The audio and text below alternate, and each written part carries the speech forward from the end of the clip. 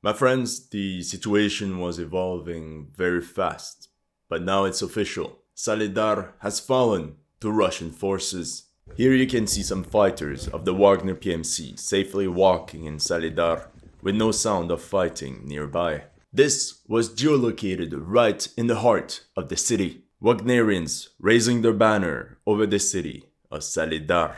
And Yevgeny Prigozhin, the founder of the Wagner PMC, used this opportunity for a massive PR stunt. Here he is inspecting one of the mines that his fighters have captured. And here's Prigozhin and a little photo souvenir of the battle. How did this disaster happen? This is what I'll try to do in this video, with an in-depth analysis of the Battle of Soledar. Now, one explanation that was brought up in one of DPA's open mic was, I can tell you exactly why it happened.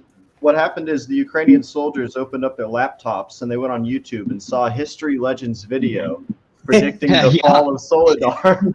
And that's why it fell. They just watched it in the apartments like, well, shit, guys, better pack up. General Syrskyi, look, HistoryLegends finally uploaded and he said we're screwed. Let's pull back. Thank God we activated the notification bell. Currently, the situation on the ground is a bit confusing since Russian forces are currently storming Salt Mine number 7 and the Soledar train station, the last 5% of Soledar held by Ukraine. We're about on 2.5 miles from Soledar. They seem to be ferrying, going back and forth, perhaps taking troops out of Soledar in what looks like a fairly organized pullback. I didn't think I would ever say this, but thank you, CNN. I just remember all the people that said that Russian mobilization would have no effect. As a reminder, this was the situation in Soledar in my last video.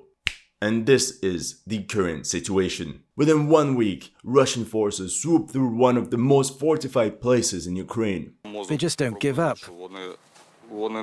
They're unstoppable. It's awful. They're like orcs. The city is free! All men!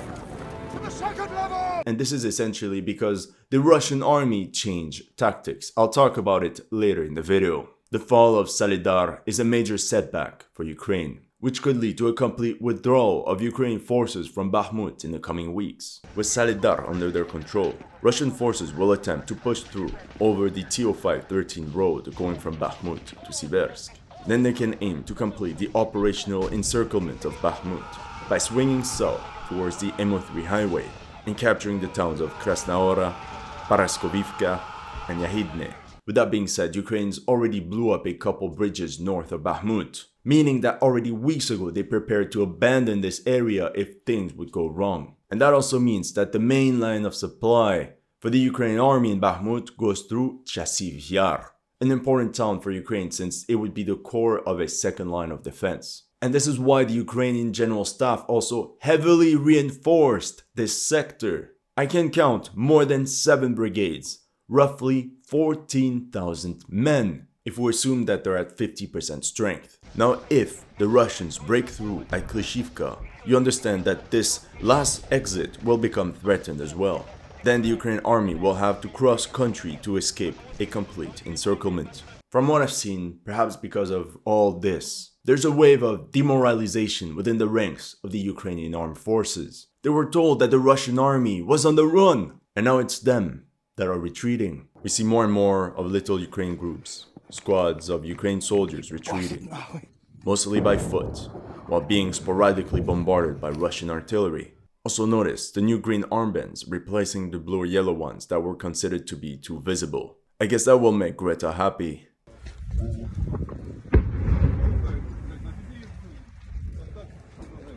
And they really need more help. Notice in the background a damaged Ukrainian Kazakh 21 armored personnel carrier. Ukraine soldiers filming the destruction in Soledar. We can see one Ukrainian vehicle destroyed after Russian shelling. And I don't know, I can sense some feeling of despair. Let's be honest, living conditions in the trenches, especially in the winter month, are extremely difficult. Here the caption says, boots are rotting, letting water through. With the cold weather, it can provoke frostbite very easily. Even vehicles suffer from the cold, like this Ukrainian tank that got frozen into the ground and has to get pulled out by another tank. A Ukrainian soldier asks his comrade, "Who controls Soledar?"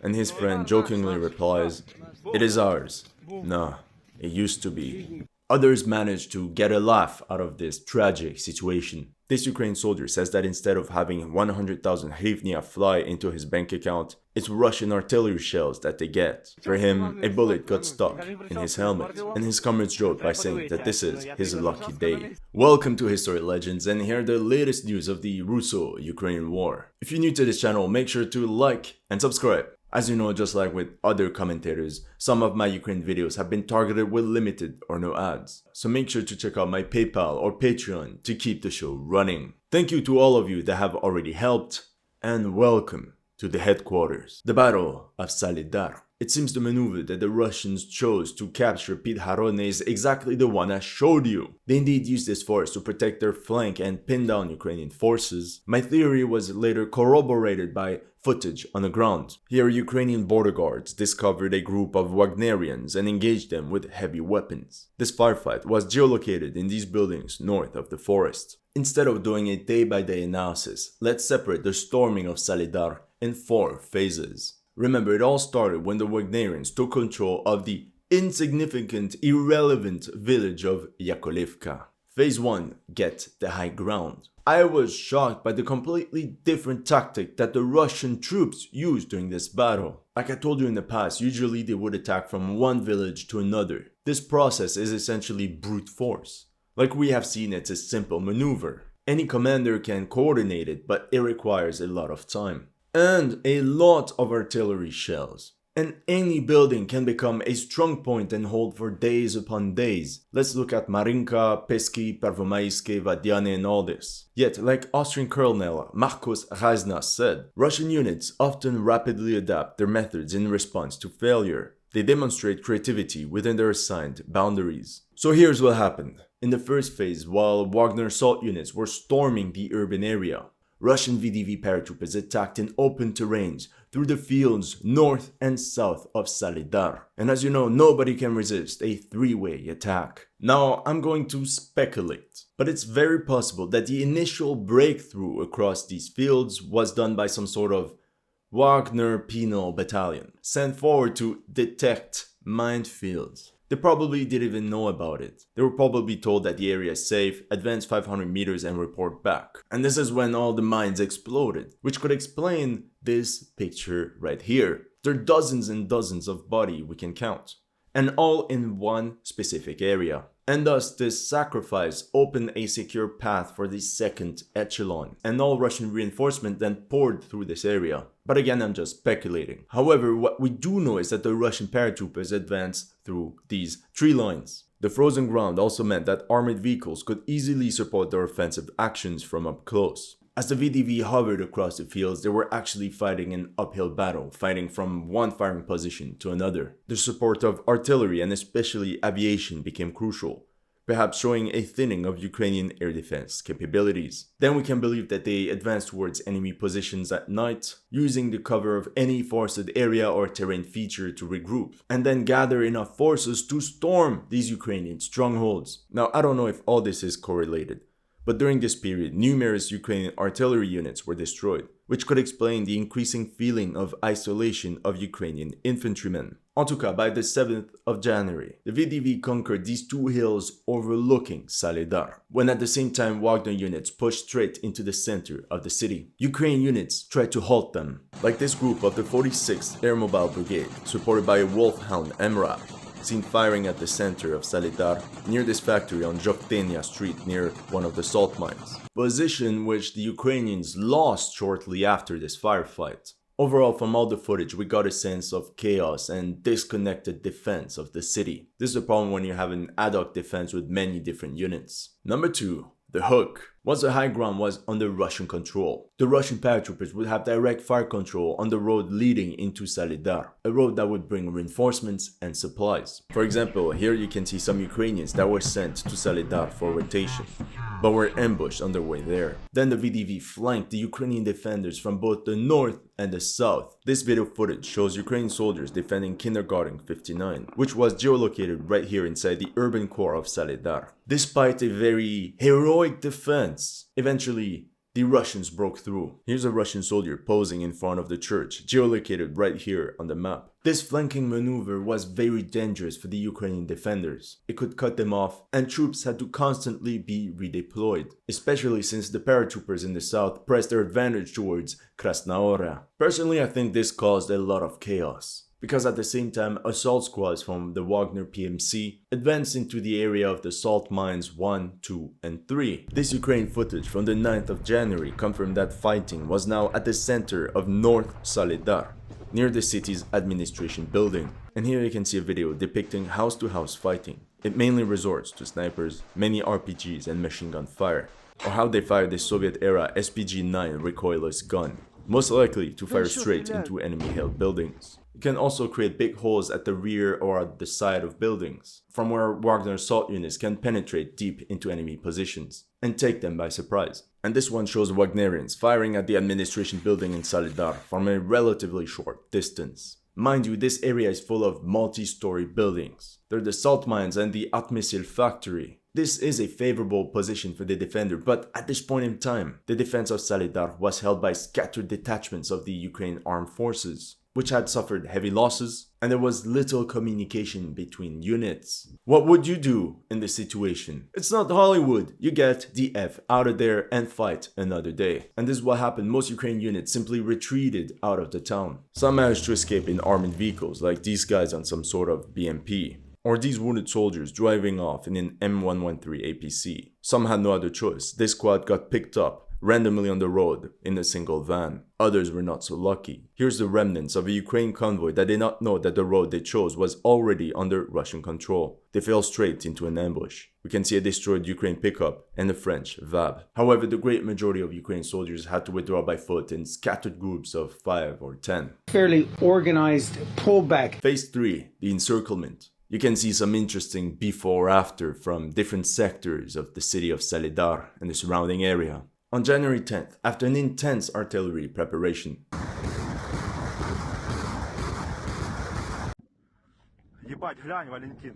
the Russian paratroopers broke through in the north and took over the hospital and salt mine number 4, thus encircling around 500 Ukrainian soldiers in the city center. Here's what Ukraine comrades Tarantino and Fox had to say. В Солидаре там тяжкі бої, а от эти типа десантные части, це, коротше, ті розхерачені підрозділи запорєбріковські, які були розбиті в Україні, їх там, вони служили там багато призовів.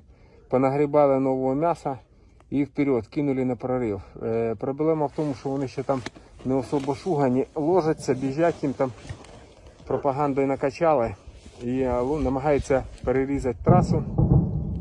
Але 46-та там танкісти, прикордонники, там Юра Бутусов доповідає. It's also interesting that the Russians kept one exit open for many days, which essentially allowed the Soledar garrison to evacuate, not to Siberia, but to friendly lines. And this is a bit what the Mongols would have done. Instead of having the defenders encircled with their backs against the wall and fighting like lions, aka Battle of Mariupol, they prefer to let one gap open for everyone to flee in a disorganized manner, and thus the attacker can capture the position quickly at a low cost in manpower, like they did at Lysychansk. According to this map, it was men from the 46th Brigade that were encircled. Wagner offered them to surrender, but they refused. Here's a video from Wagner fighters. Many Ukrainian soldiers were trapped in this building. Instead of surrendering, many jumped out of the windows under enemy fire. It is unknown how many managed to escape. And in this one, this Russian war reporter is shocked at the aftermath after an entire squad that tried to escape got gunned down. Meanwhile, Russian VDV units simultaneously attacked Krasnohora, the Sol railway station, Blahodatny and Krasnopolivka, one of Ukraine's strategic logistical hubs, like some sort of Amazon warehouse. This is when many reports of Russian troops deep into the city started flooding social media, foreshadowing the imminent collapse of the city. Members of the orchestra near the building of the sports complex of the Artemysil factory. There was this video of members of Wagner assault units confirming their capture of the administration building. And notice the uniform he is wearing. It's a Ukrainian one, and this sparked a lot of controversy. Some claim that the Wagner assault units infiltrated behind enemy lines in Ukrainian uniform to cause havoc and chaos. Russian troops were first spotted near the building of Ukrpochta, located on Parkova Street, then near the store on Chaplin Street, And then a drone recorded the presence of Russian forces deep into the western outskirts of Soledar. Phase 4. The collapse. The Wagner PMC announced that they had captured Soledar and that they were now clearing up the city. They also said that other ones that refused to surrender were KIA. On the 12th of January, the Russian Ministry of Defense announced that over the past 3 days alone, over 700 servicemen of the Ukrainian armed forces had been KIA. Meanwhile, the Ukrainian MOD rejected all claims that Soledar was captured. The battle showed that through maneuver and local numerical superiority, the city fell within a week. Some analysts believe that this week of fighting cost the Ukrainian armed forces 6,000 KIA or wounded. It is very difficult to predict what the Russian army will do, since they constantly adapt their plans to the reality on the ground. All we know is that the Russian army will keep advancing on the northern, eastern, and southern outskirts of Bakhmut in order to complete the capture of the city as soon as possible. Here the orchestra continues to fight its way through the dense urban area south Bakhmut. Now from the Ukrainian perspective, a squad is defending the entry of this building somewhere in the outskirts. In my opinion, the Russian objective is to pin down as many Ukrainian units in Bakhmut as possible, mainly through continuous shelling, like this group of foreign volunteers that have to take cover from Russian artillery fire. The next few days will be very interesting. Option 1, Ukraine actually manages to build a second line of defense and stall this Russian breakthrough, meaning the Russians would have to start all over again. Option 2, the Russians gain momentum. And in this case, we can expect Russian forces to converge on Siversk and eliminate this salient, threatening important cities of Luhansk Oblast. At the same time, this will open the path towards Slavyansk. This is all I have for you today. Let me know in the comment section what you thought of my analysis. If you're new to this channel, make sure to like and subscribe. And if you liked this video, make sure to support me on Patreon or PayPal. The link is in the description.